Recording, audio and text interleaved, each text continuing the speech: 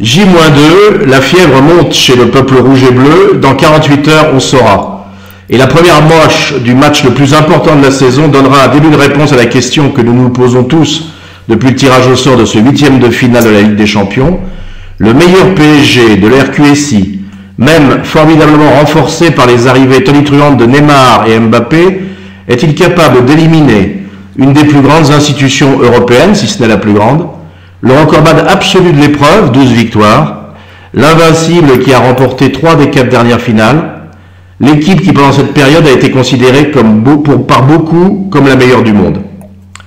Bonjour à tous, aux fidèles qui nous suivent semaine après semaine et aux nouveaux auditeurs qui, nous l'espérons, les rejoindront. C'est la 24e édition du podcast du Club Paname, animé ce soir par Olivier, avec aux analyses et commentaires le duo de choc, les frères siamois de l'expertise, les Jacob et Delafont de l'analyse, les Dupont et Dupont de l'exégèse, les inséparables. J'ai nommé Basto et Draias, en direct du studio installé dans la cuisine de Draias, pas trop loin des bières, vous vous en doutez. Basto, bonsoir, comment ça va à l'approche de ce choc? Bonsoir Olivier, la tension monte, mais l'excitation aussi. Draias, bonsoir, chauffé à blanc pour soutenir les nôtres? Chauffé à blanc pour soutenir les nôtres, et surtout avec le grand espoir que tu nous laisseras en placer quelques-unes par moment parmi tes longs monologues. L'espoir fait vivre. Le sommaire de cet épisode tournera bien sûr autour de ce Real PSG à Bernabéu. Et si nous commencerons en revenant sur les 2 rencontres de la semaine dernière, c'est aussi pour essayer d'en tirer les enseignements dans la perspective du choc à venir. Alors on va se replonger tout de suite sur le 8e de finale de la Coupe de France du mardi 6, qui a vu le PSG se qualifier sans trop d'émotion face à l'équipe de L2 de Sochaux sur le terrain de celui-ci. Rappelons le score, 4-1 et le nom des artificiers, Di Maria, qui en pleine bourre actuellement y est allé de son triplé première, 58e et 62e, et Cavani, 27e. Tandis que le pauvre Florian Martin, malheureusement victime peu après d'une rupture des ligaments croisés antérieurs, a scoré pour les Sochaliens à la 13e minute. Alors première question messieurs, qu'est-ce que vous avez aimé dans ce match? Basto, tu commences. Tout simplement la qualification, ce qui est quand même le principal dans un match de coupe. Et j'ai aussi aimé les nombreuses occasions qu'on a pu se procurer, même si l'adversaire y était pour beaucoup en laissant pas mal d'espace. Voilà en gros. Draias? Comme Basto, la qualification c'est une coupe, l'important c'est le résultat. Et ce que j'ai aimé, mais c'est une remarque qui est plus générale, mais qui a aussi se trouver à dire sur ce match, c'est la rotation de l'effectif effectuée par Emery, qui a vraiment permis d'avoir un effectif peut-être un peu plus complet qu'on en a l'habitude à l'orée d'un quart de finale de Ligue des Champions. Et à ton avis, cette rotation a été plus importante pour Sochaux que pour Toulouse? Il y avait plus de remplaçants potentiels ou ça va être pareil sur les 2 matchs? On va le détailler après, mais je pense que là, on est dans une situation où bien malin celui qui est capable de déterminer avec certitude la composition contre Madrid. J'ai l'impression que ça a peut-être un peu plus tourné contre Sochaux que contre Toulouse, mais je n'ai aucune certitude sur le sujet en fait.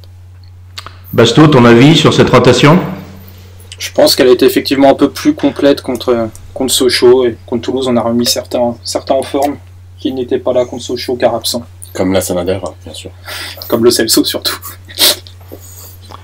Donc maintenant que vous nous avez donné les points positifs, qu'est-ce qui vous a éventuellement déçu, voire inquiété, notamment dans la perspective de la rencontre face au Real? Ce coup-ci, c'est toi, Draias, qui ouvre le feu. Ok, merci. Mais avant de parler de la perspective de la rencontre du Real, je vais parler justement du match. Il y a un élément que j'ai pas aimé, c'est le terrain déjà. C'est toujours désagréable de jouer sur des terrains pareils.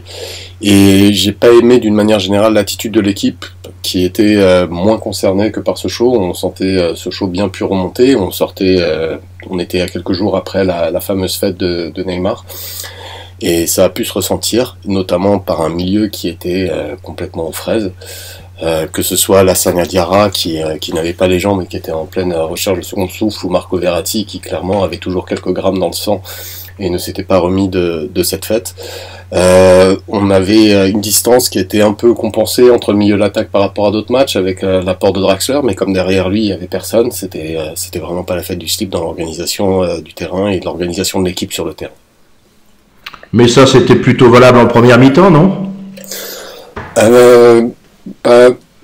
Oui, c'était plus clair en première mi-temps, mais même en deuxième mi-temps, enfin, moi globalement, j'ai pas été très satisfait par ce match et je pense qu'on s'en est plus sorti par des exploits personnels que par l'organisation à proprement parler qui nous a permis d'apporter des buts.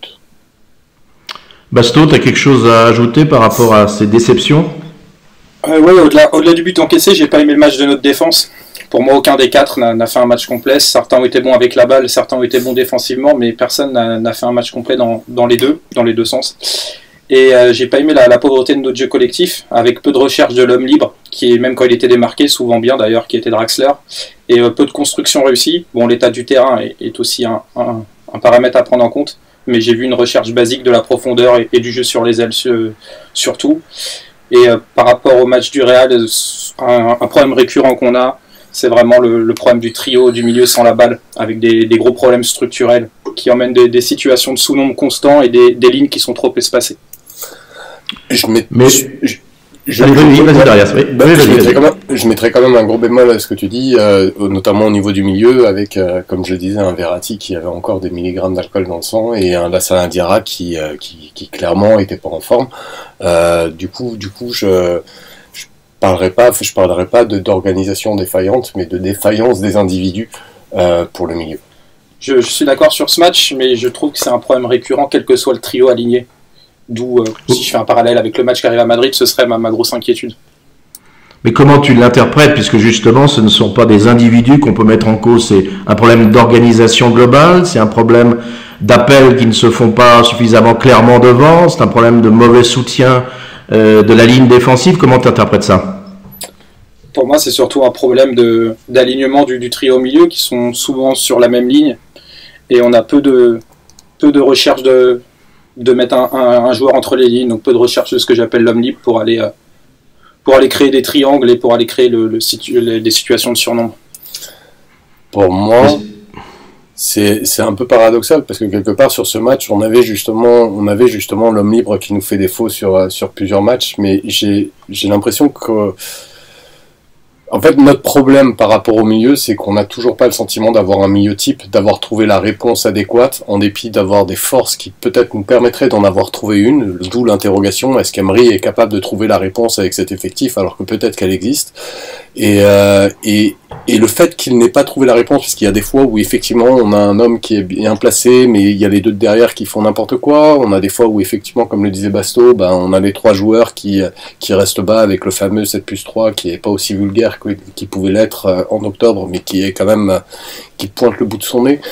En fait, nos inquiétudes viennent du fait qu'on n'est pas rassuré parce qu'on n'a pas trois hommes qui sont posés, qui connaissent leur rôle, où on n'a pas le sentiment en fait que les choses sont suffisamment établies à la venue du Real. Et ce match n'a pas été fait pour nous rassurer sur le sujet. Et vous n'avez pas l'impression que le manque de projection des défenseurs centraux qui ont tendance à rester quand même assez bas et prendre peu de risques à la relance n'est pas aussi un phénomène qui joue dans cette mauvaise articulation du milieu de terrain? Ça serait pas vrai sur ce match parce que sur ce match on a eu un Kim qui notamment a fait beaucoup de percées, qui s'est retrouvé parfois aux avant-postes et c'était pas sur ce match justement cet argument-là ne tenait pas. C'est une problématique qui peut plus se poser quand on a la charnière Silva Marquis. Mais quand il y a Kim, justement, en général, on a au moins celui-ci qui vient apporter le surnombre au milieu. Mais comme dit Basso, il y a des problèmes d'organisation, il y a des trous qui apparaissent sur le terrain, il y a des facilités pour les équipes à trouver des contre-attaques plein axe. Il y a un pressing qui semble ne pas toujours être coordonné. Après, il faut se souvenir de la saison passée, avant le choc à l'aller contre le Real, ou même avant le choc contre Monaco, où on était pareil face à des milieux où on avait l'impression qu'on prenait l'eau et les équipes d'Emery arrivaient à trouver des réponses. Est-ce que ce sera le cas encore contre le Real? Mais à l'heure actuelle, on a zéro certitude sur ce milieu. Autant on a des certitudes devant, on a quelques certitudes derrière, on a des incertitudes, mais qui sont des certitudes pour les postes de latéraux, mais pour le milieu, on a des incertitudes tout court, on est sûr de rien. Oui, c'est embêtant parce que on pourrait penser que la solution est dans le changement des hommes, mais si c'est vraiment un problème structurel, là c'est vraiment inquiétant. La question qui commence à se poser, c'est est-ce que Emery est capable de trouver la réponse? Mais après, faut être être, je crois, vigilant, mais là on développe peut-être des points qu'on pourra développer après, sur la période qui est une période où on jouait tous les 3 jours, où il y a eu une rotation très très importante de l'effectif, donc des joueurs qui jouaient pas toujours ensemble. Alors à la fois c'est un reproche dans le sens où on aurait aimé par exemple que, je sais pas, je prends ça en exemple, le milieu de novembre qui avait très bien marché pendant une période qui était Rabiot, Marco, Draxler, puisse avoir des matchs pour trouver encore plus d'automatisme et pour pouvoir s'installer sur la durée, mais à la fois c'est un avantage dans le sens où on se retrouve peut-être pour la première fois avec un effectif qui est relativement bien géré avant les quarts de finale, avec pas mal de joueurs qui sont en forme et aptes. Mais oui, on peut se poser la question de la compétence Emery. On aura la réponse dans 4 jours. Si dans 4 jours contre le Real, on se retrouve avec un milieu qui est très compact et qui laisse pas d'espace, et ben ça sera très bien. Mais on ne sait pas. Pour nos auditeurs, le match a lieu dans 2 jours et non dans 4 jours. Dans 2 jours, ouais. Nous doivent le savoir. Merci tous les deux. Donc on va passer maintenant à vos tops et à vos flops. Pour les tops, quels sont les joueurs que vous avez préférés dans ce match? C'est un match victorieux, donc je vous accorde 3 tops chacun. Basto, tu démarres. Eh bien, j'en ai que 2. Moi, il y a Di Maria, évidemment. Au-delà de son triplé, il était disponible dans toutes les zones du terrain. Il a créé des décalages dangereux et il a proposé tout au long du match. Et puis, tout simplement, c'est le joueur le plus décisif depuis 2018 dans tous les championnats européens. Et en deuxième top, j'ai mis Draxler, qui a été beaucoup critiqué parce que, soi-disant, il ne fait pas les efforts défensifs. Alors oui, des fois, il a un peu isolé la Sana, mais globalement, j'ai trouvé toujours bien placé. Il est auteur de plusieurs interceptions en avançant, comme sur l'ouverture du score où il vient récupérer la balle avant de décaler Mbappé. Et je l'ai trouvé très juste dans tous les choix qu'il a pu faire en ressortant à chaque fois la balle avec propreté et efficacité. Ce que je remarque, c'est que tu es vraiment un fan de Draxler, que tu défends match après match. Ce qu'on peut lui reprocher, c'est surtout un certain effacement, une certaine discrétion par rapport aux autres joueurs, plus qu'effectivement, quand dans le détail, on examine sa performance, on s'aperçoit de sa justesse, mais on n'a pas l'impression qu'il apporte un vrai plus par rapport à ce qu'on pourrait attendre d'un joueur comme lui. Pour moi, ce qu'il apporte, c'est rien que son positionnement entre les lignes qui gêne la première relance adverse, et ça, c'est le seul, peut-être, dans nos milieux, qui est capable de le faire. Il y a Pastore aussi qui est capable, mais qui est encore plus en méforme. Donc, pour moi, rien que pour cette raison, il est indispensable, rien que pour son placement sans ballon, déjà. Ok, Seb, à toi tes 2 ou 3 tops. Ben, j'avais les 2 mêmes, j'en ai un en plus, mais Di Maria, c'est impossible de pas le citer sur ce match, au-delà du côté décisif, c'était le joueur le plus actif limite sur le terrain. Et si je vais juste parler de Draxler, que moi aussi j'ai nommé en top. Je te trouve un petit peu injuste dans la question précédente que tu viens de poser, dans le sens où je trouve que Draxler, tu sais, c'est comme il y a des matchs où on dit quand on ne voit pas le 6, c'est qu'on a bien joué, etc. Parce que le 6 est bien placé. Ben là, c'est un petit peu pareil. C'est juste un mec qui est là, qui est souvent très très bien placé, qui reçoit des ballons pas toujours bien donnés, et qui les reprojette ensuite de manière efficace. Et je trouve que dans ce rôle de 8-10, de 6-8-10, entre les milieux et l'attaque, il est très souvent une vraie valeur ajoutée qui n'est pas forcément visible, parce que ça se traduit pas forcément par une passe décisive directement, ça se traduit pas forcément par un but, ça peut, mais c'est pas le cas, c'est pas dans tous les cas, mais il apporte cette propreté, ce côté Dutch Qualitat. Tu lui donnes une ballon et tu lui donnes le ballon, peu importe la manière avec laquelle tu lui donnes, ça passe dans les Soros Draxler et ça ressort proprement dans la bonne direction. Et je trouve que s'il a un apport discret, son apport est très très utile, et ça a vraiment été le cas sur ce match, où en plus il faut pas oublier qu'il a été quand même un petit peu plus en vue que d'habitude, et il était vraiment abandonné par ses 2 compères derrière, qui étaient Lassana Diarra et un Marco Verratti toujours bourré. Et sinon, moi j'ai aussi nommé Kim, contrairement à Basto, j'ai pas trouvé toute la charnière défaillante, j'ai trouvé que Kim était relativement intéressant, et dans ses choix défensifs, et dans ses choix de percer au ballon. Et d'une manière générale, j'ai apprécié Kim sur ce match, donc je voulais aussi le citer. Je voudrais pas m'acharner sur Draxler, mais le fait qu'on l'ait un peu plus vu sur ce match est peut-être aussi lié au fait que Neymar n'était pas là, et on sait bien que le 8 du côté gauche, quand Neymar joue, a souvent de difficultés à exister parce que Neymar aimante beaucoup de ballons, fait beaucoup d'actions individuelles, ne combine pas forcément avec lui. Là, Draxler était entre guillemets débarrassé de la présence de Neymar et personnellement, je l'ai pas trouvé beaucoup plus présent que les matchs où Neymar était là. C'est vraiment ta lecture parce que moi je trouve que Draxler a déjà montré qu'il était très très bon avec Neymar sur le terrain. Je me réfère à cette période bénite du mois de novembre, et notamment ce match contre Angers ou Amiens, je sais jamais, ma mémoire n'est pas très fiable sur le sujet. Mais justement... Il n'était pas là, Neymar Angers. Ah mince. Mais voilà, il y a eu des matchs où, et là où par exemple sur la précédente titularisation de Pastore, on avait vraiment l'impression de voir un Pastore qui avait du mal à situer par rapport à Neymar. C'est pas quelque chose que j'ai constaté avec Draxler. Et je trouve que justement sur ce match de Sochaux, il est vraiment pas aidé parce que les rampes de premier lancement qui devraient être Verratti et Lassana Diarra, il y avait juste pas de premier relancement. Il recevait les balles. Enfin, il n'était pas aidé sur ce match et il a sorti une performance qui était propre. Voilà. Bon, j'y arriverai pas contre Draxler, donc je vous suis sur ce coup-là. Et maintenant, on va passer à vos flops. Y en a-t-il beaucoup dans ce match victorieux? Allez, on part pour 2 joueurs insuffisants pour chacun de vous. Drayas? J'aurais aimé en placer 3. Eh ben, tu vas en placer 3, ça marche. Alors, je vais placer en premier lieu Marco. Quand on sait pas gérer ces soirées, qu'on n'est pas capable qu'on n'est plus capable de 48 heures après être concerné par un match, chez Marco c'était vraiment visible. C'est pas contre le joueur, il a une réputation de fêtard, moi je m'accroche pas aux réputations, je m'en moque des réputations, mais par contre quand ça se voit sur le terrain, qu'il est lent, qu'il est empâté, je pousse ma gueulante. Lassana Diarra, c'est pas contre le joueur, c'est un joueur qui est aligné voilà, toute la première mi-temps, il est juste. Enfin, j'ai pas compris d'ailleurs. J'ai lu des commentaires où des gens le trouvaient meilleur en deuxième mi-temps, meilleur en première mi-temps qu'en deuxième.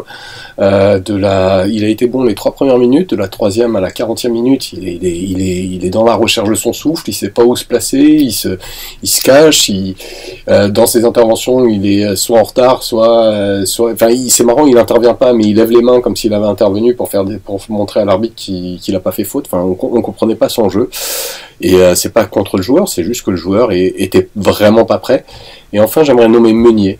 Pourquoi? Parce que j'aime beaucoup Meunier, c'est un joueur que j'aime bien. On a en ce moment un Dani Alves qui apporte des inquiétudes, et je trouve dommage qu'il ne profite pas de cette période. Alors peut-être ça s'explique par sa blessure, pour montrer, avec autant d'allant qu'il l'avait fait la saison passée, un véritable apport sur son côté. Je le trouve beaucoup plus approximatif défensivement qu'il n'a pu l'être.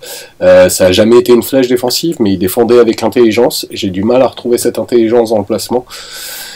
Et offensivement, s'il fait quelques différences, et notamment quelques buts, je le trouve moins précis, moins impactant qu'il l'a pu être par le passé. Et en gros, c'est pas un flop tant sur sa performance, qui n'était pas extraordinaire en soi, mais c'est plus un flop parce qu'il pourrait encore plus saisir sa chance, encore plus montrer qu'il est une véritable réponse, et il n'y arrive pas en ce moment. Basto?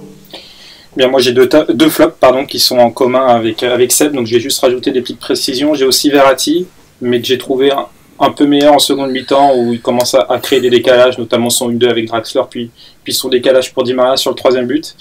Et je vais en rajouter une couche sur mon nouveau chouchou qui est Lassana Diarra. Au-delà des raisons qu'a dit Seb, j'ai aussi eu des problèmes dans son placement, où il était souvent positionné plus bas que Kimpembe. Et j'ai eu aussi des problèmes dans son jeu avec ballon, puisqu'il ralentissait le jeu en permanence, en multipliant les touches de balle par prise. À chaque fois, c'était 3-4 touches de balle au lieu de relancer proprement. Même s'il jouait latéralement, il aurait pu tenter d'accélérer plus le jeu. Donc voilà. Effectivement, quand je vous écoute, entre un Verratti qui était dans la fête ou dans les suites de la fête, et un Diarra dont on ne pouvait guère attendre plus de choses que ça du faible temps de jeu qu'il a depuis de très nombreux mois, pas facile d'avoir un milieu de terrain qui fonctionne. Et donc on peut se poser aussi la question d'aligner des joueurs dans un tel état pour un match comme celui-là. C'est le paradoxe, c'est à la fois, effectivement, tu as des matchs comme ça, et à la fois, paradoxalement, donc, tu te retrouves en quart de finale avec des maux de tête, parce que tu as quasiment tous les joueurs qui sont disponibles, sauf Mota. c'est le paradoxe. Effectivement, il y a des matchs où tu te retrouves avec des joueurs qui ne sont pas prêts, qui ne devraient peut-être pas jouer.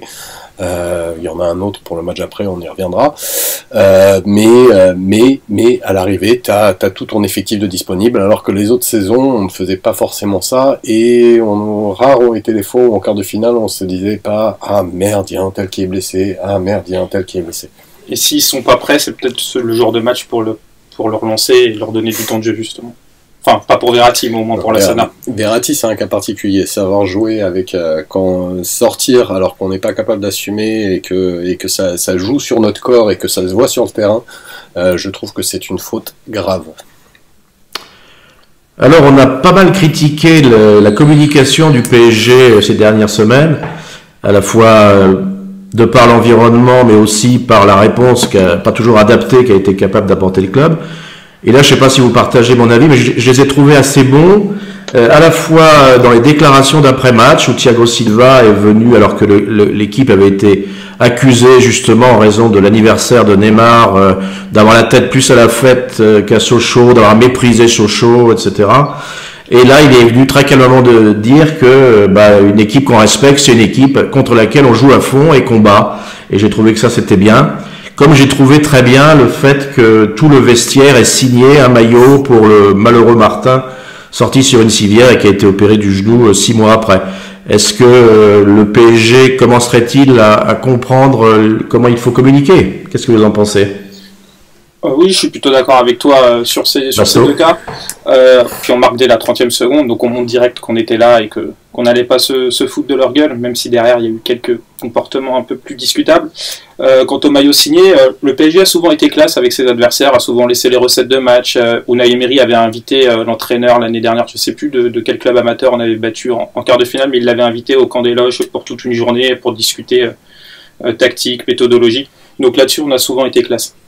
Oui, c'est comme Nasser qui invite souvent, je sais pas, alors ça va souvent être des gens d'hôpital ou un club qui l'a demandé, j'ai pas les exemples en tête, mais il y a toujours eu ce côté générosité, peut-être presque très hospitalité moyen-orientale, mais pour revenir sur la déclaration de Thiago Silva, ouais, elle est bien, mais je me souviens d'une époque pas si lointaine où on avait un certain Leonardo qui était directeur sportif, et avant même que cette polémique soit devenue une polémique, il serait monté au rideau et le capitaine n'aurait même pas eu l'occasion d'en parler parce que les journalistes n'y auraient pas posé la question ou ça serait passé complètement inaperçu. Là, ça devient inaperçu. Ça devient non pas inaperçu parce que effectivement, les journalistes vont poser cette question au capitaine parce qu'il n'y a pas eu ce travail de protection de l'effectif et du staff qui a été fait en amont par un communicant habile. Oui, ça c'est un problème qu'on a pointé depuis très longtemps et dont malheureusement on ne voit pas beaucoup d'issue actuellement avec le mutique Enrique qui n'existe absolument pas sur le plan de la communication. Bon, donc le PSG a passé sans encombre cet obstacle des huitièmes de finale et je voudrais là aussi féliciter l'équipe de Sochaux qui n'a pas joué de façon agressive et qui a respecté elle aussi l'adversaire et probablement son match ensuite contre le Real. Et j'ai trouvé cette équipe très respectueuse là aussi à ce niveau-là. Donc le tirage au sort a choisi comme adversaire du PSG en quart de finale l'Olympique de Marseille au Parc des Princes. Alors je voudrais vous poser 2 questions à chacun. Qu'est-ce que vous inspire ce tirage? Et ce match de coupe prévu le 28 février va intervenir 3 jours après la même affiche, toujours au Parc, cette fois en championnat. Est-ce que c'est pour vous un avantage ou un inconvénient? Basto, tu ouvres le feu. Déjà, en tant que simple supporter, jouer 2 fois l'OM et 2 fois le Real dans une période de 3 semaines, c'est plutôt sympa à voir. Et je me souviens de la dernière fois qu'on avait joué l'OM 2 fois en 3 jours, c'était 2 fois au Vélodrome avec cette victoire 3-0 en championnat et on est allé gagner en coupe avec ce fameux doublé de Boskovic, donc c'est des bons souvenirs qui remontent. Là, on a la chance en plus de les jouer 2 fois de suite au Parc. C'est plutôt un avantage ce tirage puisqu'on sera forcément concerné quand on joue l'OM au Parc, alors que si on avait joué peut-être un plus petit... on aurait pu se déconcentrer. Et je trouve le calendrier pas si mauvais pour Paris après ce match contre Madrid, puisqu'on joue Strasbourg où on pourra tourner, ensuite on a une bonne semaine sans match, on joue 2 fois l'OM et derrière il y a 3 où on peut de nouveau se reposer. Et pendant cette même période, on joue un match de moins que le Real, donc le calendrier n'est pas inquiétant pour cela. Et puis on peut remarquer que si on a joué nos matchs à l'extérieur alors qu'on va se déplacer contre le Real. Cette fois-ci, on va recevoir le Real et nos matchs précédents seront à la maison. Donc là aussi, le calendrier n'est pas si mauvais que ça. Qu'est-ce que tu en penses, toi, de Royas, de ce tirage et de ces 2 matchs successifs? Ben, j'ai une lecture plus inquiète que celle que vous avez. Déjà, si on fait une perf qui est perçue comme mauvaise contre le Real par les joueurs ou par autres, on peut et que on perd contre l'OM, que derrière on est inquiet et que l'OM arrive le couteau entre les dents et qu'on perd contre l'OM. Je fais attention à bien l'appeler l'OM et pas les appeler par leur sobriquet pendant un podcast. Oui. Ça peut avoir des conséquences sur la qualification en Ligue des Champions. Enfin, je veux dire, on va jouer 4 matchs à haute intensité en peu de temps. Faut pas croire que Marseille va venir la fleur au fusil, hein. Et ça va demander de puiser dans les ressources. Donc une bonne chose que l'effectif fait tourner, que l'ensemble des joueurs puissent être alignés. Mais va falloir être vigilant. C'est à la fois bien, à la fois excitant et à la fois un petit peu un chouïa dangereux, dans le sens où une mauvaise perf contre le Real peut avoir un impact sur Marseille, et une mauvaise perf contre Marseille avec le brouhaha que ça peut entraîner. Et on connaît nos amis marseillais, quand ils gagnent contre Paris, on les entend et on les entend très très fort, peut avoir un impact sur le match retour du Real. C'est un virage qu'il va falloir bien négocier, et on peut le prendre en tant que supporter. Oui, chouette, je vais avoir 4 matchs, mais enfin voilà, j'ai aussi un petit peu d'inquiétude. Va falloir vraiment être concerné sur ce virage-là, et il y a 4 matchs, et même si on a une semaine entre Marseille et le Real, une semaine, ça suffit pas à effacer une polémique qui peut être grosse. On peut quand même penser que le match où Marseille va être le plus saignant va être le match de championnat, du fait de leur position en championnat, qui leur permet d'espérer d'avoir la seconde place. Le match de coupe viendra après, et probablement c'est pas une des priorités de l'Olympique de Marseille cette année. Et puis le PSG a une telle marge d'avantage par rapport à ses adversaires en Ligue 1 qu'on peut plus raisonner en tant que bon sparring partner avant le Real que véritablement adversaire dangereux, non? J'en suis pas convaincu du tout de cela. Le Real qui vient à Paris, c'est toujours une pression très très forte de Marseille, tu veux dire Marseillais. Marseille, pas le Real. Marseille, pardon. Marseille qui vient à Paris, c'est toujours une pression très très très très forte des supporters. Et mettons qu'ils gagnent ils perdent en championnat. Ils vont devoir laver l'affront. Et donc non, au contraire, je pense que s'il y a une défaite contre Paris pour Marseille, le deuxième match, ils vont être surmotivés pour nous battre. Et je pense que à l'opposé, si ici ils se font taper 2 fois de suite, ça va avoir des conséquences pour eux très très très très sérieuses pour la suite de la fin de la saison, parce que se prendre 2 fessées par le PSG pour Marseille, c'est l'assurance d'avoir des tribunes qui seront très très remontées derrière, et ils ont presque pas le droit de perdre les 2 matchs. Je suis pas tout à fait d'accord, si je peux me permettre. Basto, vas-y. Ouais, moi je pense aussi qu'ils vont venir au parc dans l'idée de faire un gros résultat en championnat surtout, et qu'ils vont mettre beaucoup d'intensité et qu'ils risquent de perdre de l'influx nerveux. Et en coupe ils vont tourner forcément, en plus ils ont la Coupe d'Europe eux aussi. Ils seront moins concentrés avec une équipe un peu plus mixte, et je pense qu'ils seront moins concernés. Et sur la fureur des supporters marseillais s'ils perdent 2 matchs de suite, j'en suis pas sûr. Quand Marseille perdait 2-1 mais en nous embêtant et en faisant un gros match, ils étaient plutôt accueillis positivement, donc c'est pas le résultat qui compte, ça va être surtout la manière dont ils ont pu jouer. Oui, si tu préfères, si Marseille se fait dans la manière complètement exploitée par Paris 2 fois de suite, ça ne sera pas sans conséquence pour la suite de leur saison. Donc ils sont obligés, s'ils ont perdu le premier match, ils sont quelque part obligés d'au moins produire un bon match derrière. Oui, mais ils auront des joueurs, je pense, sur une équipe mixte. On verra. Voilà, j'y mettrai pas ma main. De toute façon, c'est un tirage qui est intéressant pour le Paris Saint-Germain, parce que c'est toujours des beaux matchs pour les supporters. Bon, on va passer maintenant à l'analyse du match contre Toulouse, le match de samedi, où Paris s'est imposé 1-0, but de Neymar à la 68e. Et c'était surtout le 4e succès à l'extérieur de suite, après ceux acquis face à Rennes en demi-finale de la Coupe de la Ligue, contre Lille en championnat et on l'a vu à Sochaux en 8e de finale de la Coupe de France. Alors j'ai tout de suite envie de vous poser une première question, alors que le match aller contre le Real va avoir lieu lui aussi à l'extérieur. Est-ce que vous considérez que disputer les 4 rencontres précédentes hors du parc est un avantage ou pas? Drayas, tu commences? Sur le papier, oui, c'est évident. Après, il y a juste une chose, c'est que comme il y a eu beaucoup de rotation, on peut pas en tirer de véritables conclusions, quoi. Après, voilà, dans l'évidence, l'équipe depuis un certain nombre de journées enchaîne des matchs en terre hostile plutôt. Inévitablement, l'équipe a besoin de construire indépendamment de la passion des supporters, et c'est quelque chose qui est positif avant d'arriver au Real. C'est un très bon entraînement en soi. Basto, ton avis? Pour moi, l'avantage, c'est d'avoir gagné 4 matchs à l'extérieur de suite, donc pour la confiance et le moral, c'est toujours très bon. Après, le niveau des adversaires était tellement faible, les adversaires ne nous pressaient pas, ça n'a strictement rien à voir avec ce qu'on aura contre Madrid, donc vu la faiblesse de l'opposition, je vais pas en tirer des conclusions, pas plus que cela, quoi. Mais quand même, il y a une constante qu'on voit cette année par rapport aux autres années. Paris avait quand même plus de difficultés à l'extérieur, alors que le niveau n'a pas franchement baissé par rapport aux années précédentes.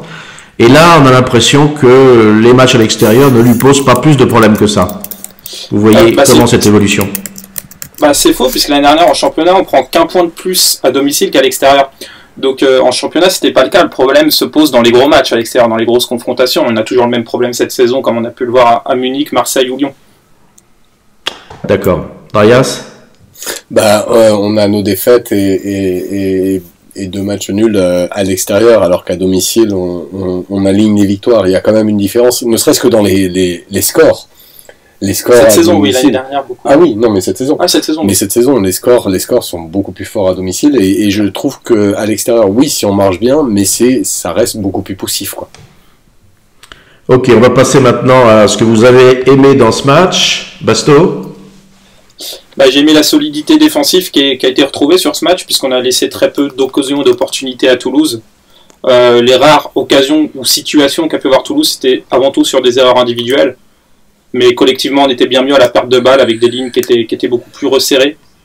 J'ai aussi aimé le fait qu'on se crée beaucoup d'occasions. Il y a le gardien toulousain Lafont qui fait un gros match, surtout une grosse première mi-temps, et puis on touche aussi 3 fois les montants. Donc on a vraiment maîtrisé notre match dans les 2 domaines et les 2 surfaces. Darius? Déjà, j'ai aimé une victoire pré-Ligue des Champions. On sait que ce sont des matchs qui sont toujours difficiles à négocier. Et d'ailleurs, petit tacle au Real au passage, qui se vantent de leur grosse victoire. Ils sont peut-être sans doute pas les seuls, mais quand je vois que le Bayern Munich, ça a été délicat en termes de score, et que beaucoup d'équipes qui s'engagent en Europe ont eu d'une manière ou d'une autre du mal, on voit que ce sont des matchs qui sont toujours complexes, parce que les esprits sont un petit peu partis, et donc assurer la victoire, déjà j'ai trouvé ça appréciable. Ensuite, j'ai aimé la distance qu'on affirme sur nos poursuivants. Maintenant on a 12 points.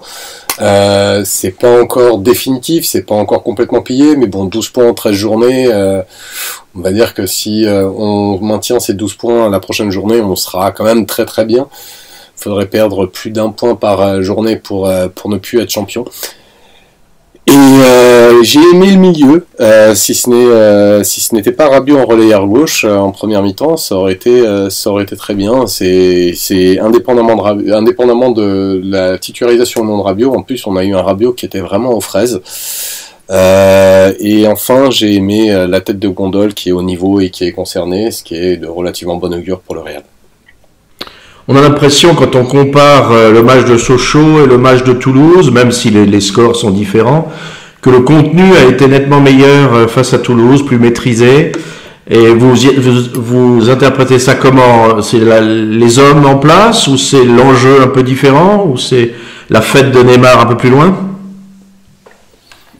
Je pense qu'un match de coupe est de toute façon totalement différent d'un match de championnat, donc je ne vais pas interpréter cette différence. Je ne vais pas comparer. Darius, pareil? Ouais, déjà, il y a vraiment ce que vient de dire Basto, j'arrive pas à trouver les mots, mais il y a aussi un milieu qui était quand même bien plus performant à Toulouse qu'à Sochaux, où à Sochaux c'était vraiment indigent. D'accord, on va passer maintenant sur ce que vous n'avez pas aimé dans ce match. Et vos regrets éventuels par rapport à la prestation de l'équipe, Drayas? Bah, déjà, j'ai pas aimé le replacement de Gio en 6. C'est pas son poste et ça n'a pas aidé. Là, encore une fois, j'ai lu pas mal de commentaires et quand on lit les commentaires, on se sent un peu seul parce que moi, Gio, je l'ai aimé sur toute la rencontre et plus particulièrement quand il était en 8 avec Lassana Daria qui était derrière. On a vu un milieu qui aurait pu être très performant si le Rabiot n'était pas autant en fraise et au-delà de ça, parce que au-delà de Rabiot, peut-être un autre joueur, parce que Lassana Diarra en forme, son utilité, c'est pas la conduite de balle, il met trop de temps pour ça. Son utilité, c'est la qualité de son placement, c'est-à-dire qu'il va couvrir un manquement à droite, il va couvrir un manquement à gauche, s'il est au centre, il bouche les trous et ça libère justement les deux autres qui peuvent aller vers l'avant. Et s'ils le font de manière efficace, c'est plus intéressant. Ensuite de ça, j'ai pas aimé Mbappé. Non pas le joueur, parce qu'on l'a vu sur quelques fulgurances être formidable, mais en tant qu'attaquant, c'est pas son truc. Les appels, c'est pas sa cup of tea, on pourrait dire. Il est très fort pour faire des contre-appels quand Cavani est là, mais quand il est tout seul, c'est pas ça. Mais voilà, c'est encore une fois ce que j'ai pas aimé à mettre en perspective parce qu'on est dans un match pré-LDC et ce qui est important dans ces genres de matchs, c'est juste une chose, c'est de les gagner.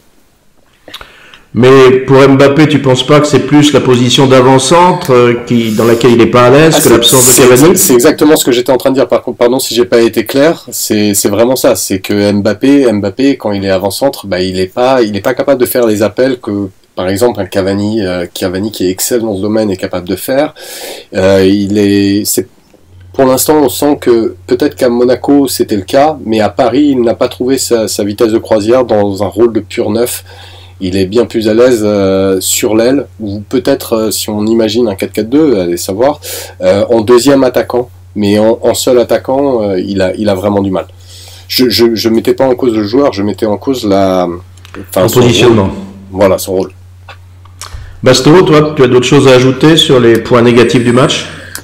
Ouais, déjà, je suis en contradiction sur la performance de Lassana avec Seb, puisque autant sans ballon, il a été très bon et le milieu a été bon, autant avec ballon, l'ensemble du milieu n'a pas été suffisant. Pour moi, chaque joueur, maintenant dans le foot moderne, doit être bon à la fois défensivement et à la fois avec ballon. Et là, on avait 2 joueurs sur 3, à savoir Rabiot et Las, qui n'ont pas été performants avec la balle ou trop minimalistes, du moins. D'ailleurs, quand on voit l'entrée de Verratti, on voit que ça change pas mal de choses et que c'est d'un coup beaucoup plus fluide. Sinon, j'ai pas aimé l'efficacité puisque c'est un match qu'on doit gagner 3-0 vu le nombre d'occasions qu'on a. Et enfin, un petit regret, mais Cavani était préservé. J'aurais bien aimé voir la MCN une fois en 2018 avant ce match à Madrid. Oui, tu parles de Diarra, mais Diarra, on a plus l'impression que c'est ses moyens physiques du moment qui l'empêchent d'avoir la totalité du rôle d'un grand 6, c'est-à-dire être capable de boucher les trous, mais être aussi capable de faire le lien entre la défense et le milieu de terrain. Et là, il a une position tellement conservatrice qui déséquilibre un peu le milieu. Puis-je répondre? Parce que tout à l'heure... Mais tu peux. Non, mais ne vous battez pas, Drayas, puis Basto. D'accord. Concernant la Saint-Diarra, tout dépend en fait qui tu alignes. Si tu rentres dans un truc où tu renonces à l'imagination et l'ambition au niveau de l'organisation, tu peux tout à fait imaginer avoir un 6 qui est loin de relancer seulement, c'est juste qu'il n'y a pas de prise de risque et pour l'instant il y a trop de touches de balle, mais qui par son placement compense. Mais à ce moment-là, tu mets pas Rabiot. À ce moment-là, tu mets pas Rabiot, tu vas mettre, je sais pas, tu mets Draxler à la place de Rabiot, Draxler Gio ou Marco Gio ou peu importe, mais tu mets pas un Rabiot surtout. Bon, après Rabiot, c'est difficile de juger sur ce match tellement il était pas bon. Il y a peut-être d'autres choses qui l'expliquent, mais en soi, je suis pas du tout d'accord avec cette espèce de conviction qui est en train d'exprimer Basto, qui est qu'il faut qu'on joue avec 11-10 sur le terrain, y compris le goal.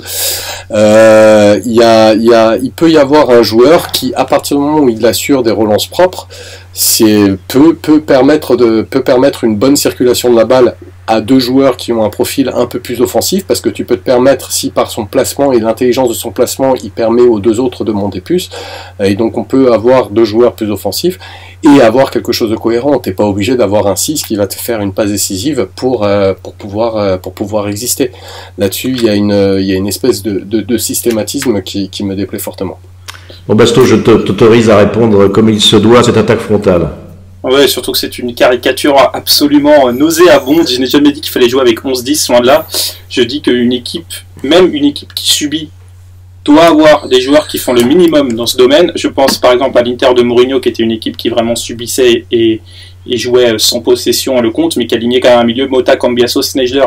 Donc c'est pas une question de 11-10 ou quoi que ce soit, c'est une question de minimum autorisé, enfin de minimum obligatoire pour des matchs de haut niveau. Laisse-moi juste répondre, Manchester City. Non. Ben non, Fernandinho fait beaucoup de choses avec ballon, il assure cette première relance. Que Lassana Diarra peut faire. Mais qu'il n'a pas fait sur ce match. Je parlais sur ce match, ce qu'on n'a pas aimé sur Toulouse. Stop. Non, moi, ce qui me frappe plus, c'est cette volonté, bon, peut-être pour relancer le joueur, de faire jouer Diarra, mais comme, à juste titre, on ne peut pas compter sur lui actuellement parce qu'il n'est pas prêt physiquement, on est obligé, pour le soulager, de faire jouer plus de joueurs à vocation défensive, et donc on perd l'avantage d'un 6 qui, en pleine possession de ses moyens, justement libère la place pour deux joueurs un peu plus constructeurs devant lui. C'est un petit peu ça le souci de vouloir à tout prix jouer avec un Diarra qui n'est pas prêt à le faire sur 80 minutes. Là-dessus, on se rejoint complètement. Idem. Merci. Basto. Pareil, je te rejoins aussi. Merci. Donc on va passer maintenant à vos appréciations individuelles, même si on a déjà un peu parlé pour Mbappé, pour Diarra, donc essayez peut-être d'éviter un peu ces joueurs-là. Ce que je voudrais, c'est que vous observiez plus particulièrement ce match en évaluant les chances de ceux qui sont un peu en balance et savoir si pour vous ils ont gagné ou perdu des points dans la course à la titularisation face au Real sur les quelques postes où il y a encore des doutes. Vos tops. Basto. Eh bien, on a vu que Lo Celso était plus à l'aise en 8 qu'en 6. Ça, c'est un point important avant Madrid, justement.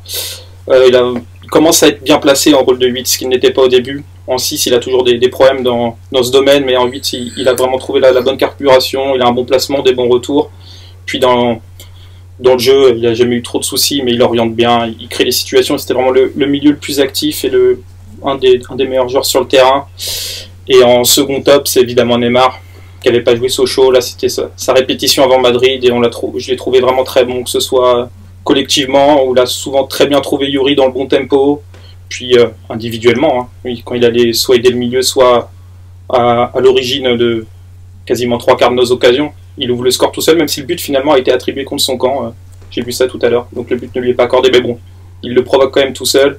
Puis il touche 2 fois les montants, il crée des espaces pour ses coéquipiers, il crée des espaces pour le club, donc c'était du très grand Neymar. Moi, je voudrais revenir sur ton appréciation concernant Lo Celso. Tu trouves Lo Celso meilleur en 8, et pourtant, quand on écoute Emery, il ne le positionne actuellement qu'en concurrence avec d'autres pour occuper le poste de numéro 6. Alors que pour Rabiot, il parle d'un poste de 8 et qu'on a plutôt l'impression que c'est lui qui serait le meilleur compromis en 6. Comment tu peux expliquer cette différence d'appréciation ? Je sais pas trop. Si c'est vraiment pour contenter Rabiot, c'est très grave. Si c'est un choix tactique, je le comprends pas. Voilà, je vais pas en dire plus. Très bien. Drayas, c'était top. Neymar, c'est voilà. Enfin moi j'ai passé le match dans un premier temps à me dire Gio c'est l'homme du match, Gio c'est l'homme du match, Gio c'est l'homme du match. Puis à la 70e, il y a un moment où tu peux plus te dire que Gio c'est l'homme du match tellement Neymar était bon, et donc Neymar en premier et Gio en deuxième. Même si par contre quand il a été repositionné en 6, je l'ai pas trouvé bon. Je comprends pourquoi il a été positionné en 6 pendant un moment, c'était pour lui faire comprendre les bases du placement pour quand il serait positionné en 8, mais effectivement cette insistance de vouloir le tester en 6, je ne comprends pas. C'est un joueur tellement utile derrière, tellement utile quand il est un petit peu un cran plus haut, qui est capable de louche, qui est capable de frappe, bien plus que n'importe lequel de nos milieux. Rabiot était un joueur qui frappait beaucoup avant, mais c'était avant. Gio tente beaucoup plus de frappes, il est capable de beaucoup plus de décalage, il est beaucoup plus à l'aise balle au pied. Enfin, c'est naturellement un 8, et quand il était en 8, il était formidable. Et justement, par rapport au Real, je mettrais aussi un top, ça a été Berchiche sur ce match, Pas qu'il ait été extraordinaire, c'est la première fois que je le mets dans la rubrique des tops. Faut se rappeler qu'au début j'étais halluciné par le niveau technique du joueur, qui me rassure quand même un petit peu sur le sujet. Et on a vu sur ce match que Toulouse a beaucoup plus cherché à passer du côté d'Alves que du côté de Berchiche. Il était relativement présent défensivement, il était relativement présent offensivement, même avec de très bons centres devant. Et pour moi, il mérite sans conteste de gagner cette rubrique pour la première fois, me concernant. Je veux juste rajouter un top que je trouve important qu'on n'a pas dit, qui est l'arbitrage. Puisqu'on parle souvent de l'arbitre quand il est mauvais, mais quand il est bon, il faut le dire. Et je l'ai trouvé très cohérent. Il a bien tenu son match. Il y a peut-être le jaune pour Rabiot au début qui est un poil sévère, mais sinon, il a sanctionné les fautes d'anti-jeu de Toulouse. Il a protégé Neymar, puisque dès la 3e faute sur Neymar, il sort le jaune. Donc il a vraiment fait ce qu'on demande à un arbitre sur ce match. Ok, merci Basto. Donc vos flops maintenant, Drayas? Alves. Comment ne pas parler d'Alves sur ce match, vaguement utile offensivement, auteur d'une transversale sublime, et puis après on cherche quel est son bon geste devant. Et derrière, catastrophique. Préoccupant ou pas, on verra mercredi, on ne sait pas, mais comment ne pas le nommer en flop sur ce match. Ensuite de ça, Rabiot, pour sa défense, il revenait de blessure, mais ce Rabiot-là n'a juste pas sa place, et il y a mieux, donc il faut qu'il élève son niveau s'il veut une place. Et enfin, on en a déjà parlé tout à l'heure, Mbappé en neuf, c'est pas son job. Il est bien meilleur quand il y a un autre neuf dans l'effectif. Et si on l'a vu sur quelques fulgurances dont il est capable par sa vitesse, quand il est neuf, c'est pas son boulot, c'est pas pour lui, quoi.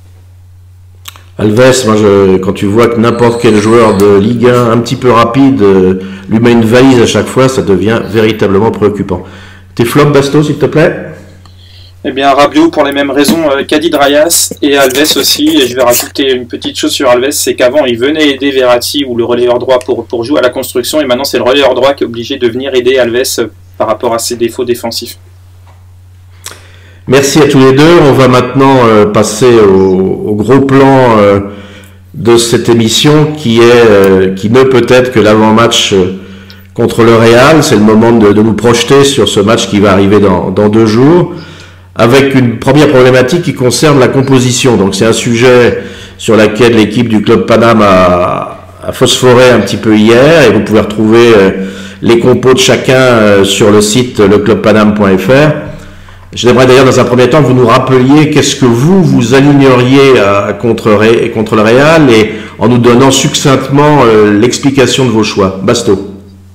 Je mets Areola dans les cages, puisque Unai a fait ce choix en début de saison de le mettre titulaire, donc maintenant il faut l'assumer jusqu'au bout, et Trapp ne convainc pas vraiment dans les matchs de coupe qu'il a pu faire. En défense, je vais mettre Yuri, Marquinhos, Silva et Alves. Donc je m'explique vite fait, Yuri qui me paraît plus sûr que Kurzawa sans être extraordinaire. La défense brésilienne, puisque c'est compliqué de faire autre chose, même si Kipembe aurait sa place.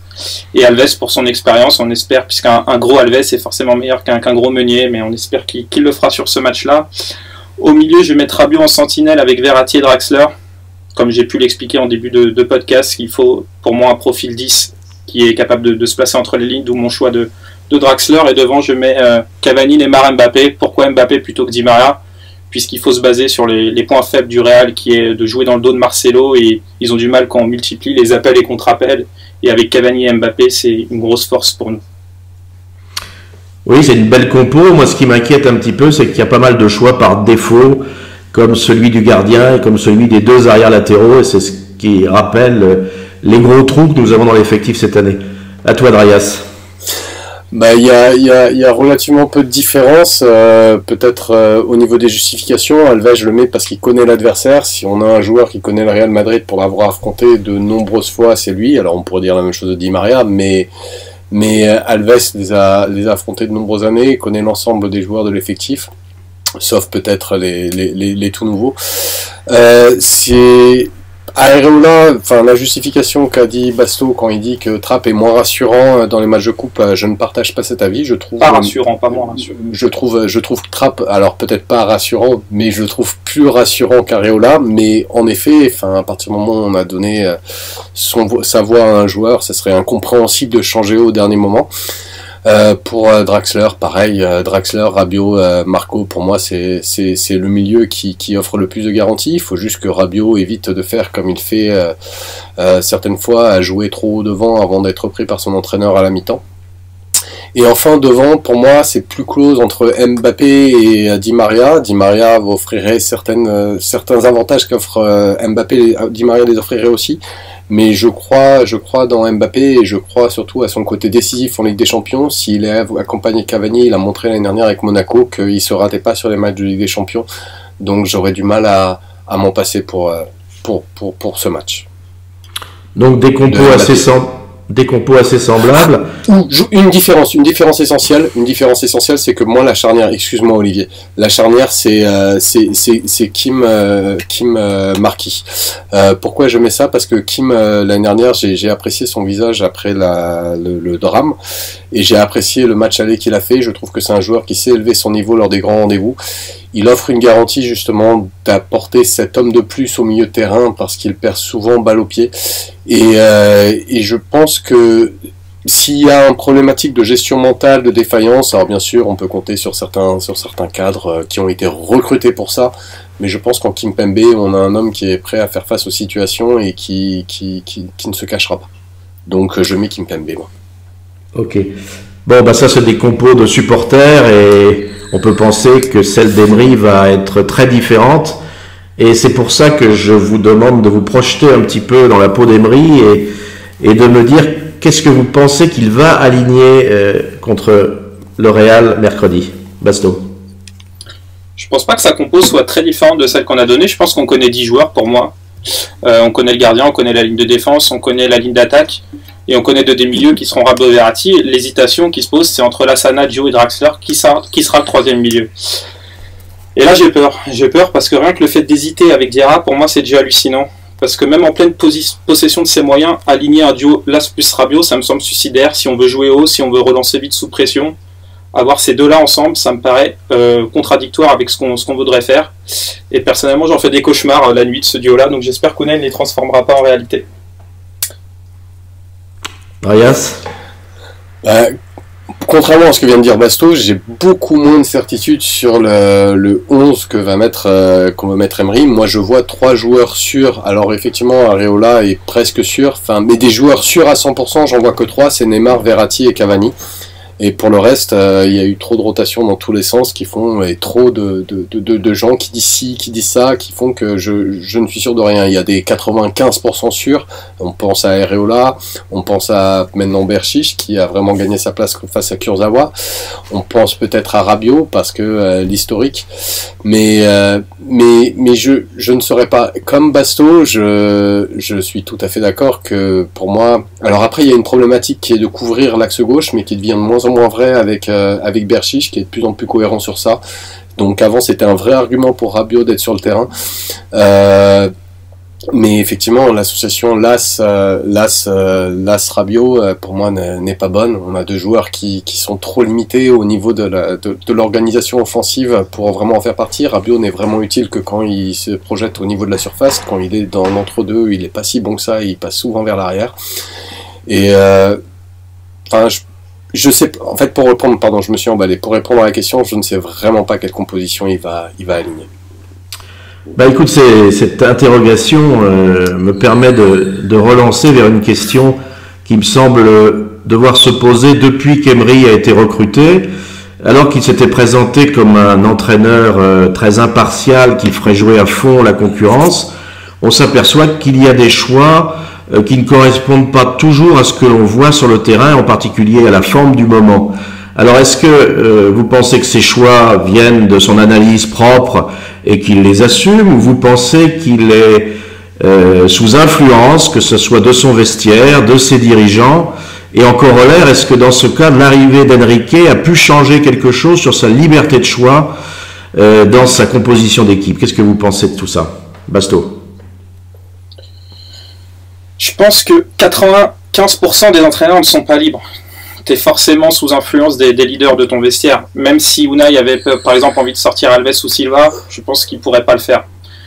Et c'est pas une question de directeur sportif ou quoi que ce soit, c'est vraiment une question de gestion politique. Après, quand on voit Rabiot positionner 8, le Celso 6, là on a du mal à se dire que c'est autre chose qu'un choix politique. Ça me paraît bizarre que ce soit un choix tactique, mais pourquoi pas. Quant à l'arrivée d'Enrique, pour moi ça n'a pas changé grand chose. Il y a toujours ce noyau dur de joueurs influents qui est difficile à bouger, et toujours certains joueurs qui sont au-dessus de l'institution, et un coach qui est un peu emprisonné dans ce sens-là, puisque dans le sens où si ça se passe mal, on lui rejettera forcément tout sur lui pour avoir écarté ces joueurs-là. Mais au-dessus de l'institution, tu ne penses pas que l'institution, justement, privilégie les joueurs à l'entraîneur? Bah c'est plutôt le cas. Au PSG, c'est le cas en tout cas. L'institution, les joueurs sont au-dessus du coach, oui, et c'est un problème. Drayas, qu'est-ce que tu penses? Bah, grosso merdo, comme Basto, je préciserai juste une chose, dans quelle mesure peut-on mettre un joueur attendu par l'opinion publique, et pour certains de nos joueurs, on peut parler d'opinion publique mondiale, sur le banc. Certains le font, mais à Paris, est-ce possible? On va le détailler après, mais Paris a un rapport avec les joueurs que tu es en train sur lequel tu es en train de nous tourner la perche, mais voilà, un rapport avec les joueurs qui est peut-être inversé, pas assez les protéger en public et trop les protéger en privé, ce qui devrait être le contraire. Mais et pour Enrique, non, il a rien changé. En fait, Enrique, c'est pas un directeur sportif, c'est un marchand de chameaux talentueux. C'est le mec qui sait acheter les bons joueurs, vendre les bons joueurs. Il est très bon pour ça. Il a les bons contacts. Il a les contacts avec Pini Zahavi, et que maintenant Pini Zahavi a un pied au club, c'est grâce à Enrique. Pini Zahavi, c'est quand même des bonnes choses. On peut citer entre autres Neymar, qui n'est pas une mauvaise chose. Mais voilà, c'est pas pour moi, c'est pas un directeur sportif tel que, j'ai été éduqué dans un monde de pas de directeur sportif, et la première fois que j'ai eu un directeur sportif, on pourrait dire que c'était Léo. Et j'ai été éduqué donc avec Léo, même si je supporte le club depuis bien plus longtemps, mais j'ai été éduqué avec Léo en tant que directeur sportif, et à cette aune-là, Antero Henrique n'est absolument pas un directeur sportif, et il n'a absolument pas fait évoluer la situation. Après, une fois qu'on dit ça, on peut constater, alors, il y a les gros matchs et les autres, bien sûr, mais Emery fait beaucoup de rotation, et depuis le début de la saison, il n'y a qu'un seul joueur où ce n'est pas vraiment, on n'a pas, en tout cas le sentiment extérieur, parce qu'on ne sait pas ce qui se passe à l'intérieur, le sentiment extérieur où il n'a pas décidé quand est-ce que ce joueur allait jouer, c'est Neymar. Pour tous les autres, il a été capable de les mettre sur le banc à des moments ou à des autres. Très bien. Il y a un autre point que vous avez évoqué lorsqu'on a parlé du match de Sochaux, c'est-à-dire le tâtonnement permanent d'Emery sur son milieu de terrain, où finalement même les choix humains n'ont pas changé les difficultés un peu récurrentes que l'on voit dans l'organisation de ce milieu de terrain depuis le début de saison. Et il y a un autre phénomène, moi, qui m'a frappé, c'est souvent de constater une nette différence entre une organisation un peu floue en première mi-temps et puis une correction nettement meilleure en seconde mi-temps. Alors ça tient peut-être au fait que l'adversaire a craché son venin en première mi-temps et qu'il a beaucoup moins d'essence dans le moteur pour le deuxième. Mais il y a peut-être d'autres interprétations. Est-ce que les joueurs ont du mal à comprendre les consignes de départ? Est-ce qu'elles ne sont pas respectées? Est-ce qu'il y a besoin d'un recadrage? Et qui fait ce recadrage? L'entraîneur, les joueurs les plus importants? Qu'est-ce que vous pensez de ce problème d'organisation meilleure en deuxième qu'en première? Basto. C'était déjà un des points faibles d'Unai dans ses anciens clubs, notamment à Séville. Je me souviens de cette finale d'Europa League contre Liverpool où Séville est complètement bouffé en première, et c'est un miracle qu'ils s'en sortent qu'à 1-0, puis au retour des vestiaires, Séville renverse le match. Unai le dit lui-même d'ailleurs, il a besoin de voir plusieurs fois un match pour vraiment bien le lire. Donc je pense qu'il a un problème de lecture du match. C'est quelqu'un qui prépare très bien ses équipes, qui prépare les détails, mais dans la lecture même du match, il a du mal à être dans l'action immédiate, donc il a besoin d'avoir un peu de temps avant de réajuster. Toute équipe a des problèmes de respect de certaines consignes, des problèmes que l'adversaire peut poser, mais certains coachs comme Guardiola vont pouvoir donner une réponse immédiate en changeant 3-4 fois de système en une mi-temps. Emery, lui, en est incapable, il est obligé d'attendre vraiment la pause pour le faire, ce qui est un point faible chez notre coach. Ce qui est surtout un point faible, pas tellement en Ligue 1, parce que l'avantage du PSG est énorme par rapport aux autres équipes nationales, mais risque d'être un gros inconvénient quand on va rencontrer des grandes équipes, et le Real en est une. Car si on prend déjà un gros retard en première mi-temps, ça sera peut-être difficile de le corriger en seconde. Ouais, on a vu ce problème à Munich où le 4-4-2 sans ballon n'avait pas été respecté, où on est baladé en première, il change les choses en seconde où c'est beaucoup plus respecté, on était déjà un peu mieux, donc oui, ça risque d'être très problématique. Drayas? Alors j'ai pas la même lecture que Basto pour le coup. Moi, ce que j'appelle, j'ai donné un surnom à ce problème, c'est le syndrome Rabiot. parce que c'est chez lui que je trouve que c'est le plus lisible, à un point que ça en devient risible. Quand on le voit en première mi-temps, alors je me souviens plus exactement du match, mais peu importe, quand on le voit en première mi-temps jouer légèrement derrière les attaquants, et en deuxième mi-temps être recadré un peu en 6. Des fois je me pose la question, contrairement à Basto, de est-ce que les joueurs respectent les consignes initiales. Parce que les différences, enfin quand on parle si on parle de Rabiot qui ne respecte pas le fait qu'il est censé être 6, alors je sais pas moi, peut-être que dans le coach le discours du coach c'est 70%, enfin c'est 70% qui se passe c'est 70% qui se passe sur le terrain, enfin en deuxième mi-temps, donc il est censé être 6 70%, et qu'en première mi-temps il est 6 0%. Enfin cette différence là, je ne l'explique pas, je comprends pas comment ça peut être des consignes du coach si effectivement il a des consignes du coach à la mi-temps qui lui demandent effectivement d'être 6 70%. Je suis peut-être pas très clair, mais la différence entre la première mi-temps et la deuxième mi-temps est parfois tellement criante je veux pas rentrer dans la parano et je veux pas complètement ouvrir la porte que tu me proposes d'ouvrir, mais effectivement on peut se poser la question de savoir si les joueurs ont envie de respecter les consignes du coach. C'est une question qui peut se poser. Il n'y a pas que la réaction d'Emery. Parfois, c'est pas des petits détails qu'il faut changer. C'est un joueur qui joue d'une manière et complètement d'une autre manière après la mi-temps, alors que son jeu après la mi-temps correspondrait à ce qu'on imaginerait qu'il aurait pu devoir jouer depuis le début du match. C'est aussi un problème de coach, du coup. Oui. Ne pas réussir à faire respecter ses consignes. Voilà. Pour l'instant, ce genre de choses ne sont que des questions et c'est que des impressions, et aller aux conclusions, non, je ne m'y risquerai pas. On va donc attendre le match du Real pour voir comment ça se passe. On va d'ailleurs passer à ce match lui-même, et je voudrais vous commencer en vous demandant quelles vont être pour vous les clés du match. On va commencer par examiner ce qui vous semble être les points faibles et les points forts de chacun. Drayas, tu commences. Faibles chez nous, les deux secteurs qui sont faibles chez nous sont identifiés. Le milieu n'en fait pas tout à fait partie, donc il rentre pas directement dans ses points faibles, mais c'est les latéraux et le gardien. Quand c'est surtout les latéraux, quand on y réfléchit, et surtout que ça répond de manière préoccupante à un gros point fort chez eux, avec d'un côté la doublette Ronaldo et j'ai oublié le nom du latéral brésilien. Marcelo. Et voilà, d'un côté la doublette Ronaldo et Marcelo, je souhaite bon courage à Alves s'il n'est pas aidé par le milieu de terrain.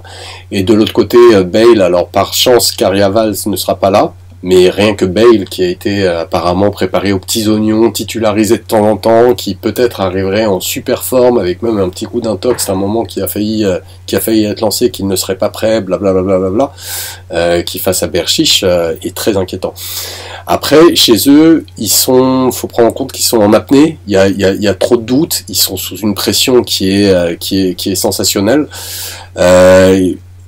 Il y a qu'à voir la manière avec laquelle ils parlent de leur mi-temps face à la Sociedad, qui est quand même, rappelons-le, 14e de la Liga, et ils font une grande mi-temps face au 14e de la Liga. Alors c'est censé enlever tous les doutes, alors que 3 jours avant ils avaient fait un nul contre le 17e de la Liga.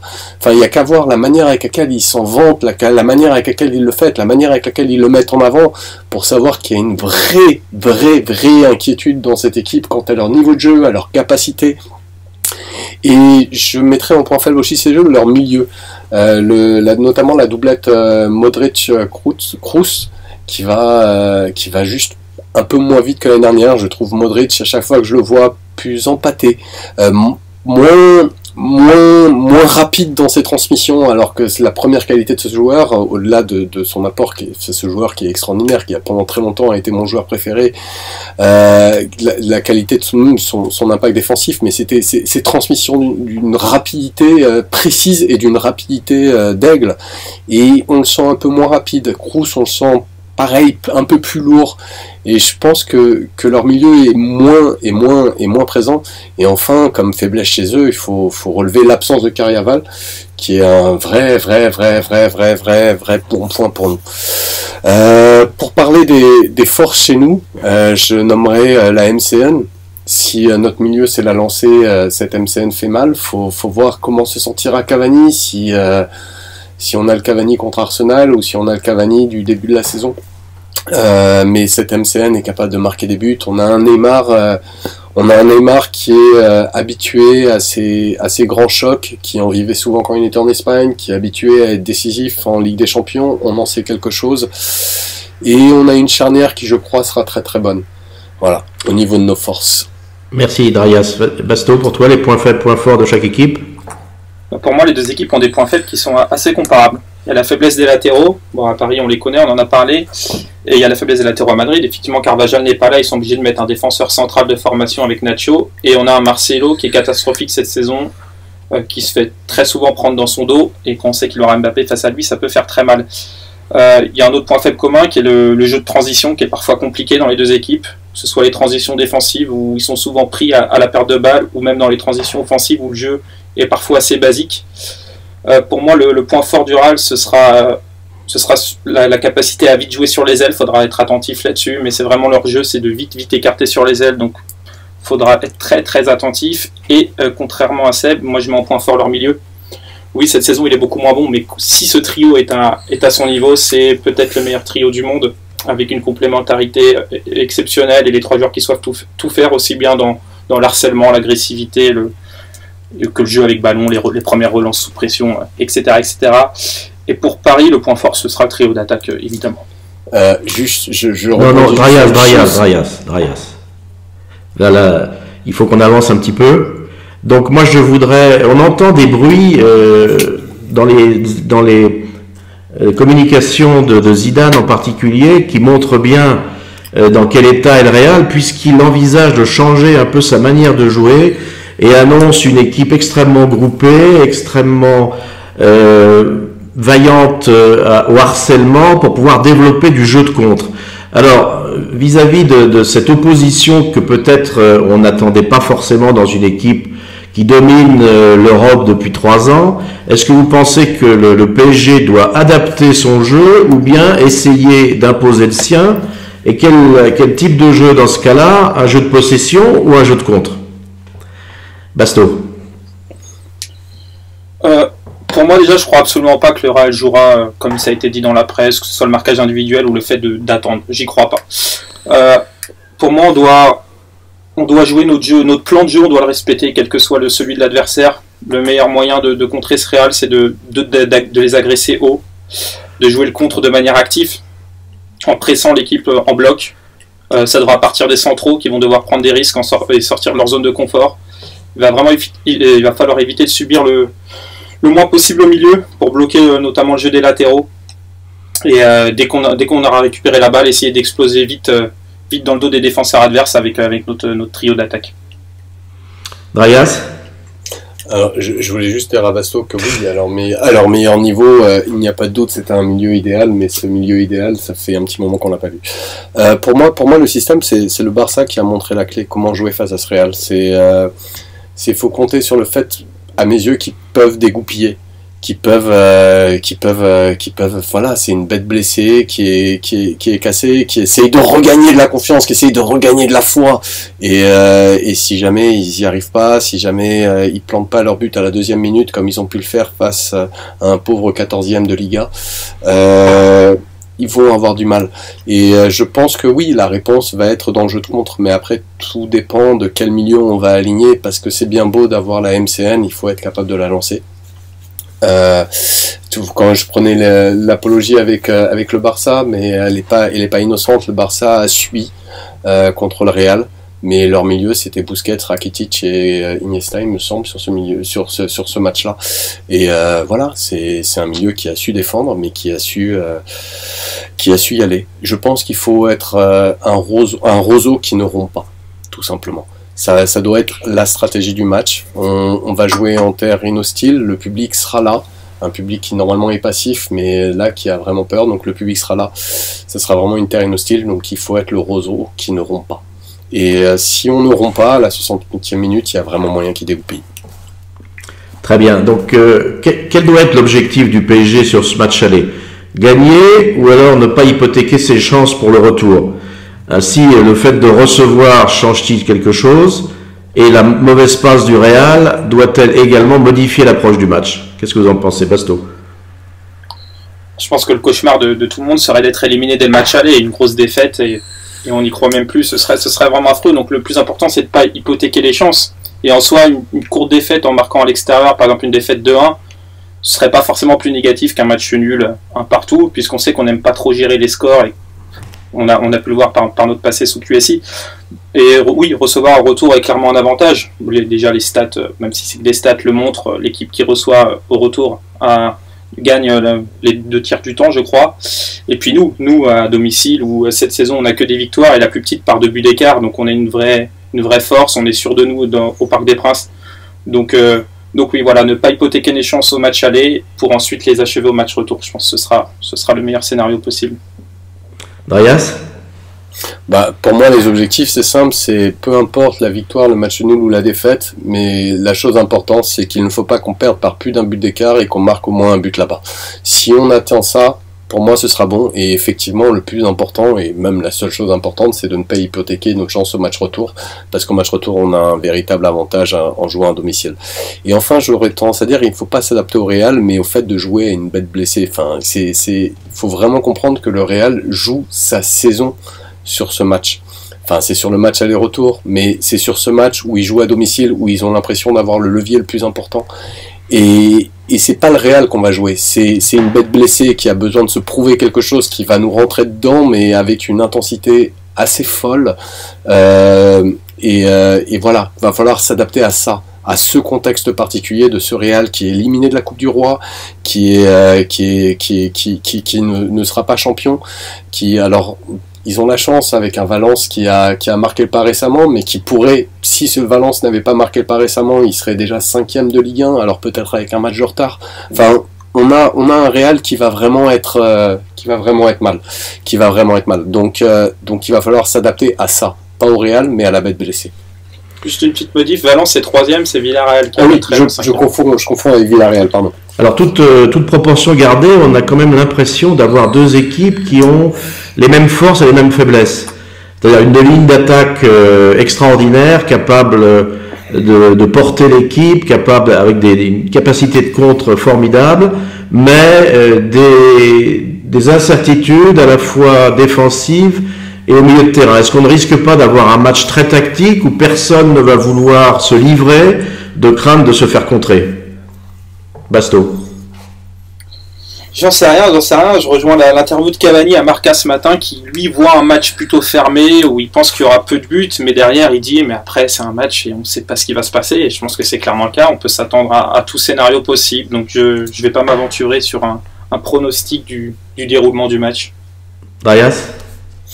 Si c'est un match fermé où il n'y a pas d'occasion, où il n'y a pas de... Je signe, moi. Moi, ce qui m'importe, c'est pas de faire un beau match. Ce qui m'importe, c'est de nous qualifier pour le quart de finale et ne pas hypothéquer nos chances dès ce tour qui peut être un tour dangereux. Donc, si c'est le match fermé que certains annoncent, tant mieux. Et si c'est pas un match fermé, tant qu'on ne perd pas par plus d'un but d'écart, je signe. Oui, alors je ne veux pas remuer le couteau dans la plaie, mais l'année dernière, on s'est retrouvé dans une situation un peu identique avec une équipe de Barcelone qui n'était pas dans sa meilleure saison, qui a fait un mauvais championnat, qui avait des mêmes doutes et qu'on a d'ailleurs balayé au match aller. Et puis on a voulu au match retour ne pas prendre de risques, conserver le résultat, s'asseoir sur l'avantage qu'on avait pris.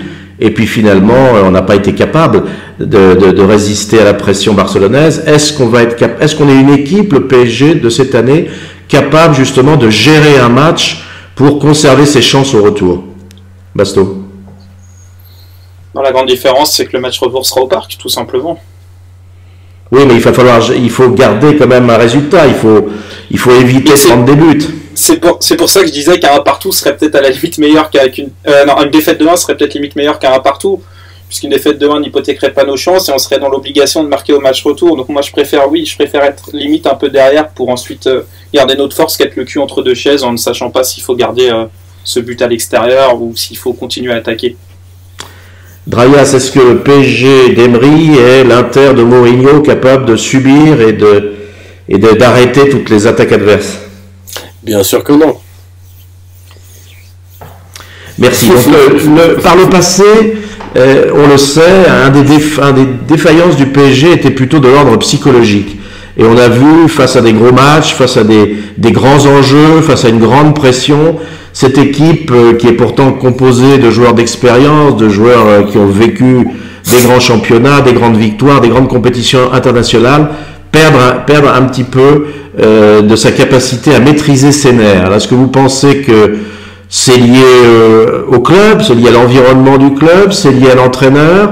Est-ce que vous pensez que le recrutement de grands compétiteurs comme Neymar, Alves vont changer la donne cette année? Comment vous voyez l'état du psychologique du PSG avant ce match? Drayas.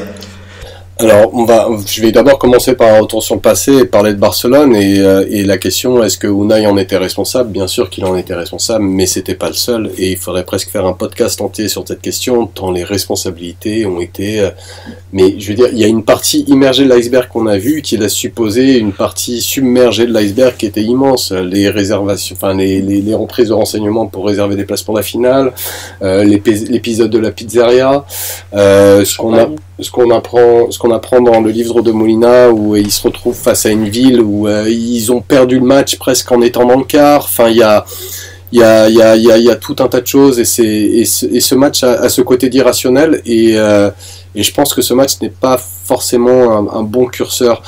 Et du coup, je me baserai plutôt sur les précédents matchs où effectivement au niveau mental on a eu des défaillances, pas de ce stade-là, pas de cette manière-là. Et je pense que là-dessus on a su apporter des réponses. Effectivement, tu peux parler d'Alves qui a plein de défauts, mais qui là-dessus, je pense, lui n'aura pas peur et ne se fera pas dessus. On peut parler d'un Neymar qui semble effectivement imperméable à toute forme de pression.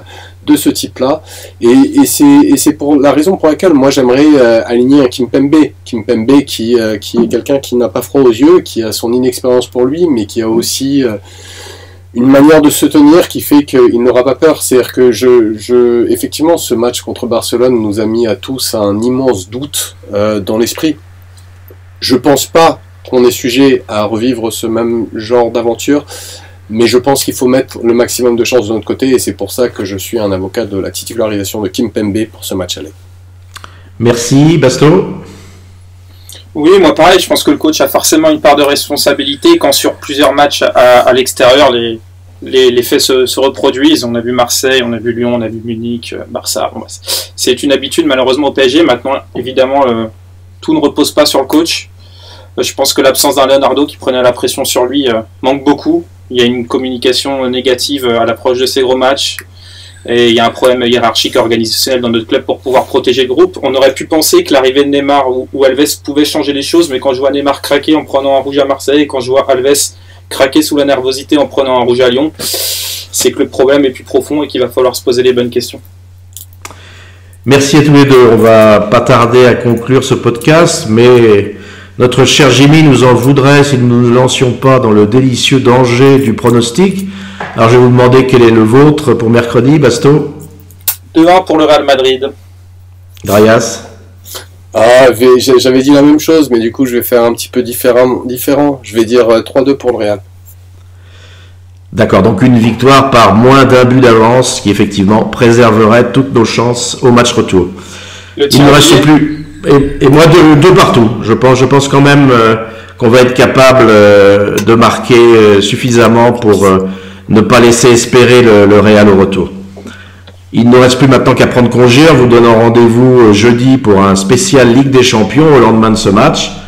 Je vous rappelle que vous pouvez également retrouver ce podcast, mais aussi plein de papiers, analyses de match, billets d'humeur, dossiers de toute notre petite bande de passionnés comme vous sur notre site leclubpaname.fr. Une dernière question pratique quand même que je voulais vous poser à tous les deux, car elle pourrait donner des idées à nos auditeurs. Le match c'est le 14. Alors Basto et Drayas, qu'avez-vous trouvé comme excuse pour expliquer à votre chérie que vous préfériez passer la Saint-Valentin avec le seul amour de votre vie plutôt qu'avec elle? Basto? C'est assez simple, je n'ai pas de chérie actuellement, donc le cas est réglé. Un appel est lancé à nos auditrices pour pouvoir recueillir Basto après la Saint-Valentin, s'il vous plaît. Drayas? Je vais décevoir ces auditrices parce que Basto est la personne que je prends quand j'en ai l'occasion et donc nous allons au match ensemble. Ah, oula. Magnifique. Oh là là, on va déclencher. Oh là là, je crains y retomber de tout ça. Sur ce, merci de nous avoir écoutés. On l'espère jusqu'au bout. Merci à toi, Basto. Merci à toi. Merci à Drayas. Merci, Drayas. Merci, Olivier. À bientôt, tout le monde. Bonne soirée à tous, bon match et on se retrouve jeudi soir pour le débriefing. Plein de bonheur, on l'espère tous. Bonsoir.